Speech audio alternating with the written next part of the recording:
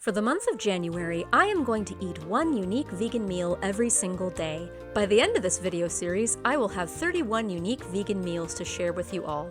This is week 2.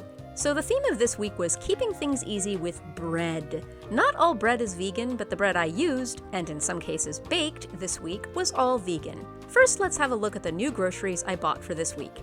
So before I start the week, I thought I'd go over my little grocery haul for it. It looks incredibly small, and it is incredibly small. And that's because, as a reminder, I am only eating one vegan meal per day. The rest of the food I'm eating is not necessarily vegan, so I did buy plenty of other ingredients that are gonna go in other non-vegan dishes. But for the purposes of this video series, I got these bananas, I got a cucumber, an avocado, some dates. These are actually not for this week. These are for the final week of a vegan month. Also, I'm going to make a sticky toffee pudding. So those are for that. But they're much cheaper if I can get them at Winco in the bulk section, and they tend to run out. Last time I checked, they were out of them, but they had them this time, so I thought I better get them now so that they won't run out when I need them. And I got a little parsley for garnish, and then I got this sourdough bread. I checked the ingredients, and there's no dairy, no eggs. So it is vegan. Believe it or not, these aside from the dates, these are the only new things that I have bought for this week. I'm going to be supplementing with some of the ingredients that I already bought for last week, and also things from my pantry. I do that a lot. I don't like just buy things for 1 week and then eat only those things, and then buy things for another week and then only use those things. You know, things carry over.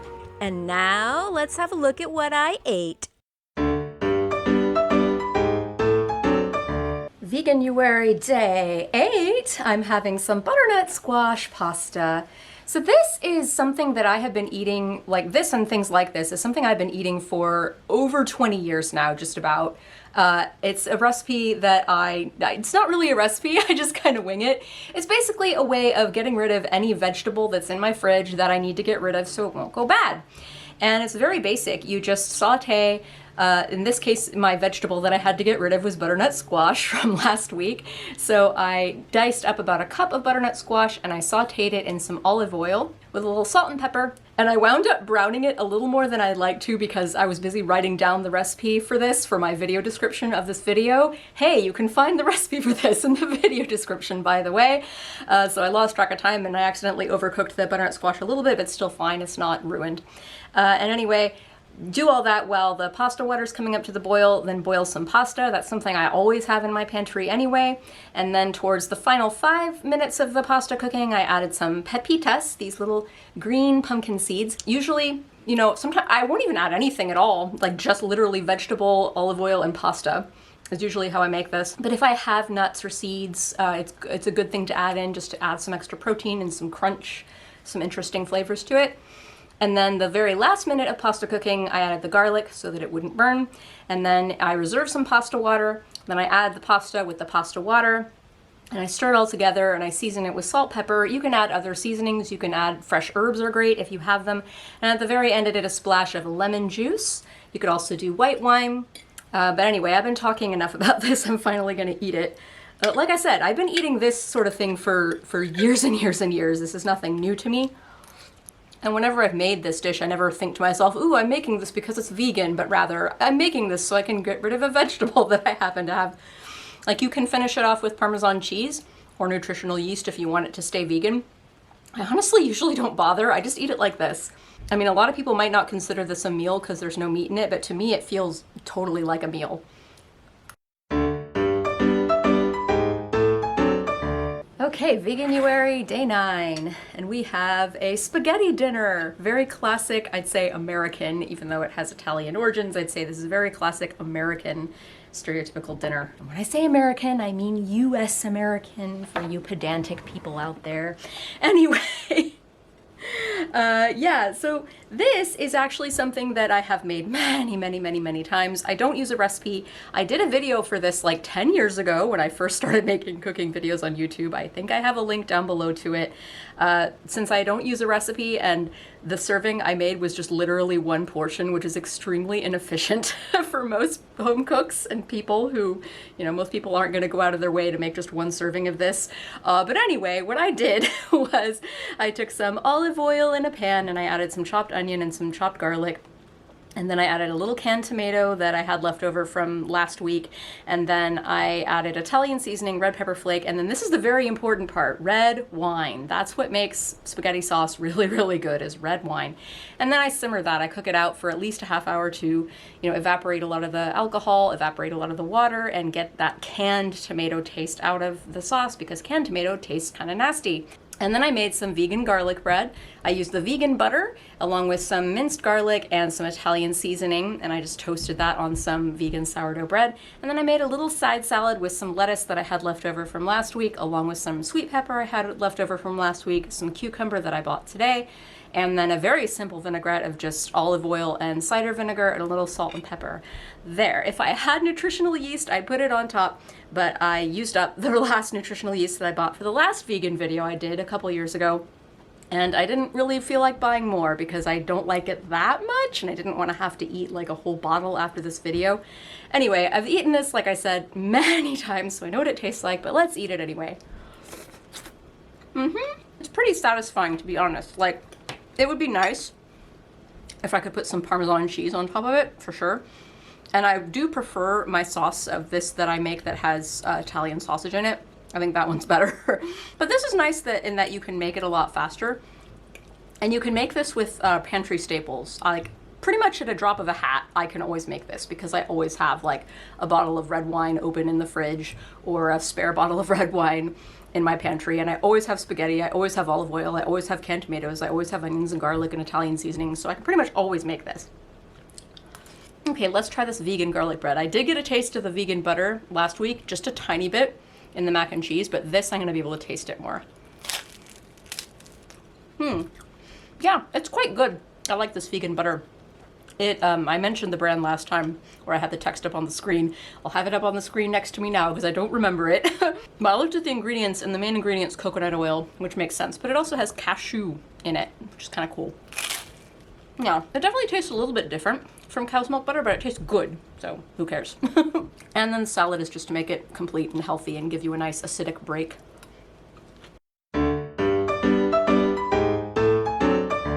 Okay, this is extremely basic. You literally just toast some bread and then you mash avocado on it. And like, I did some more things. Like, I drizzled some olive oil on the toast before I put on the avocado. I drizzled on olive oil, lemon juice, salt, pepper, and a little minced parsley just to make it a little fancier. It's avocado toast.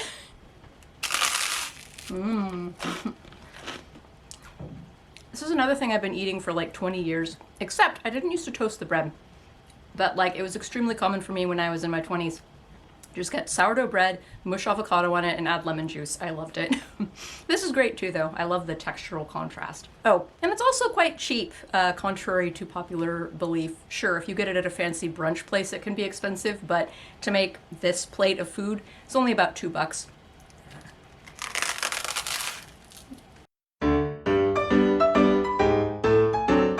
We have creamy vegan butternut squash soup. I used a blueprint that I've been using for all of my cream of vegetable soups, and here's what it is in the vegan form.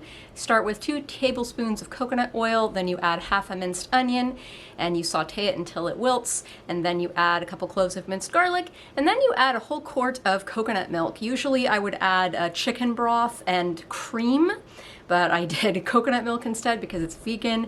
And then I added about 3 to 4 cups of chopped butternut squash and 2 small Yukon Gold potatoes, some salt, and I simmered that until the vegetables were tender, which was about 20 minutes. Then I pureed it in a blender.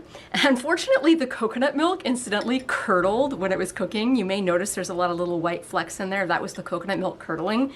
When I make this with cream, it doesn't curdle. And I freaked out when I saw that, but then when I pureed it, it became so lusciously velvety smooth that it didn't matter anymore. I seasoned it very simply with just salt, pepper, and a little fresh nutmeg, actually a lot of fresh nutmeg, as well as 2 tablespoons of brown sugar. I added in kind of as a last minute inspiration to bring it a little more sweet, a little less savory. Ordinarily, I would finish off a soup like this with a couple tablespoons of butter stirred in, and I considered doing vegan butter, but mostly that vegan butter is just coconut oil anyway, and I thought that would be pretty redundant, so I left it out. And then, because this bowl of soup is only like 250 calories and it's not a meal on its own, I'm having a little toast with vegan butter on it on the side. It's still a very small meal, you know, don't get it wrong. This is like a light lunch. Okay, I already tried some of this as I was, you know, adjusting for seasoning, but I'll eat some on camera. Yeah, I love what I like about these soups, my husband and I differ very much this way. For my vegetable soups, cream of vegetable soups, I like them to be purely creamy and smooth, like with no chunks of anything in them. I like them to be just like very smooth and luscious and velvety. He likes there to be chunks of things in his soup. I mean, I can kind of understand that. Otherwise, it doesn't really feel like you're eating something. You're just drinking something. I like just drinking something, though. It's like a hot smoothie. It's definitely missing some layers of complexity, though. Like, I do prefer the version that has real cream in it and real butter. And like I said, I took this one a little bit more in a sweet direction than a savory direction. Usually I'll be savory. Usually I'll use chicken broth and cream and maybe some other, like, more savory seasonings and spices. But I also like the sweet. The sweet direction works quite well with something like a butternut squash. And I really like the potato in there because it adds like some creamy body to it that's missing from just the coconut milk. Now you could also add coconut cream. That would definitely give this more body and make it taste better too. But I didn't have any coconut cream. And the obligatory toast to make it a meal. What can I say? It's sourdough toast. But yeah, this vegan butter is good. It has a good flavor. I looked it up and it's mostly coconut oil, but there's also like cashew in there. I think that's what they did to simulate the milk solids. I've made some biscuits. So this is sort of like a afternoon tea / breakfast. I would have biscuits and jam for breakfast, but I would also have them for afternoon tea. It is currently afternoon tea because I didn't want to turn on the camera and lights and put on makeup first thing in the morning like a normal person. Who does that? Anyway, I made these biscuits. I'm not going to include the written recipe down below just because, like, just take any old biscuit recipe that you would find for rolled biscuits. I used the one from The Joy of Cooking, my very beloved copy of this book. If you're an intermediate to advanced level home cook and you don't have one of these, change that. It's a great all-purpose cookbook that's always good to rely to for all sorts of recipes. It's always my go-to. Anyway, I used the recipe in there. You can use any old recipe that you find for rolled biscuits. Just replace the butter with vegan butter and replace the buttermilk or the cream with plant-based milk. Preferably unsweetened, and I would say also preferably not a grain-based milk like oat or whatever. I just think it's redundant to put in like oat milk with like flour, which is also a grain. Anyway, one of these biscuits is super tall and square in shape, and it has a bunch of layers. I don't know if it's picking it up on the camera because it's white and it's getting washed out. And I don't know how to adjust my camera settings because I'm a pleb. And then this one is kind of weird looking and not as tall either. And the reason why is I formed this biscuit by cleanly cutting off the edges. That's actually what gives biscuits their lift, that and folding the dough. And then this is just a piece of all the smushed bits together. So this is the pretty one. I thought I would only do this in the thumbnail, but this one looked kind of cool too, so I kept it. Anyway, enough talking. I would like to finally eat these. Oh, and this blackberry jam, it's homemade. I made it during the summer. You can watch a video on that I made that's not very popular, which is too bad because I'm really proud of it and I worked really hard on it and it's really pretty. But anyway, it's just blackberries that I foraged and sugar, so it's vegan. All right, so break the biscuit in half. Look at the steam. Okay, I always like the top half better. Oh yeah, and I said this is afternoon tea, I'm drinking some blackberry tea. It's black tea flavored with blackberries. Blackberry tea. Yeah, and I did not add anything to it. No cream, no sugar, so it's vegan. It pairs nicely with this too. Let's get a nice healthy dollop of blackberry jam and let's eat you.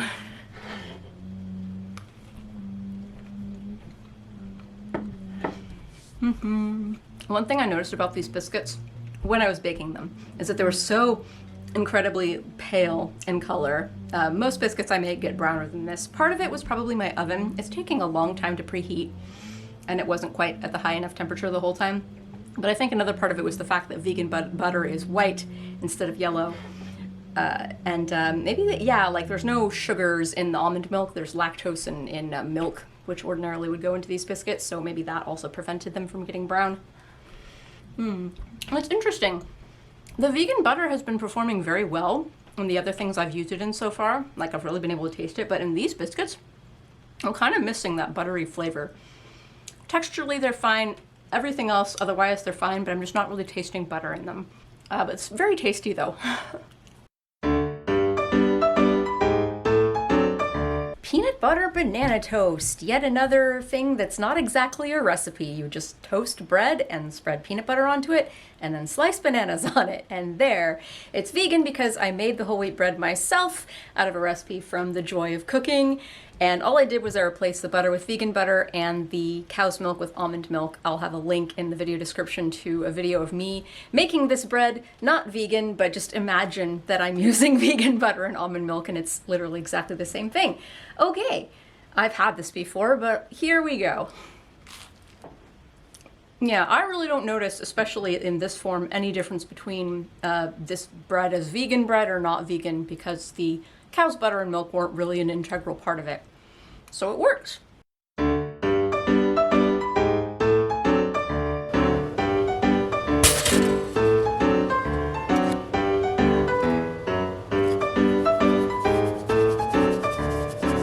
Ooh, it's kind of neat watching the cinnamon sugar just slowly melt into it. Okay, I was lazy and didn't feel like bringing out the tripod because it's my day off. Anyway, this is Veganuary day 14, I believe, so the end of the second week. We have vegan cinnamon toast. That's cinnamon toast, it's good. Sweet potato garlic fries are a favorite treat of mine and my husband's. Usually they're not vegan. The only thing that makes them not vegan is garlic butter, so I just replaced the butter with vegan butter. I made these by peeling and slicing sweet potatoes into matchsticks, then I put them into cold water, salted, and I brought them to a very gentle simmer until they were cooked through, then I drained them, then I dried them off on paper towels. Meanwhile, I heated up the oil in the same pot that I used to simmer the sweet potatoes earlier, and then I fried them in a couple batches, and then I topped them with some salt, and then some melted vegan butter with pulverized garlic, and some fresh cracked black pepper, and some minced parsley. That was so good. Yeah, if I'm in a good mood, he can talk me into making sweet potato garlic fries as a side when we have burgers or other things. I didn't tell him I was going to make these, so it was a nice surprise when I handed them to him. I didn't tell him it was vegan, but he probably guessed. They're so good. Ah.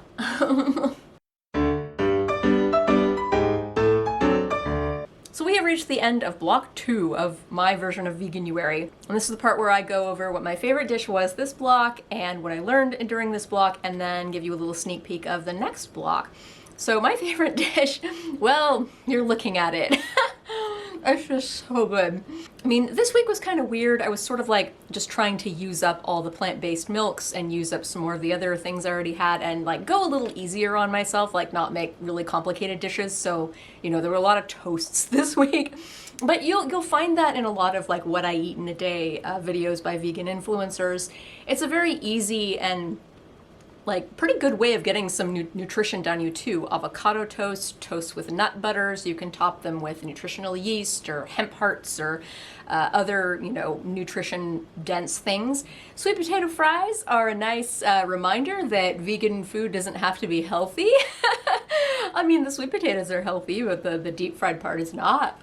And I guess the other thing I learned this week, I'm learning a little more about that particular vegan butter that I bought. While it is tasty, just like spread on bread like regular butter and like melted on the sweet potato garlic fries like this, I discovered that when you bake it, probably at the very, very high temperature, it does not taste like butter anymore. Like this brand did a really good job of duplicating the butter flavor, but those biscuits just did not. Usually when I make the non-vegan version of that, they taste very buttery, and that's part of what makes them so good, but these were just not at all buttery. The texture was there, the flakiness was there, but the butter flavor was not. And that's unfortunate. I know different vegan butter brands exist, and I'm sure some of the other ones probably taste more like butter when you bake them, but this one sadly does not. And as for what I'm going to do in the next block, so the next couple of blocks actually, I'm going to delve a little more into kind of what I normally do for vegan food.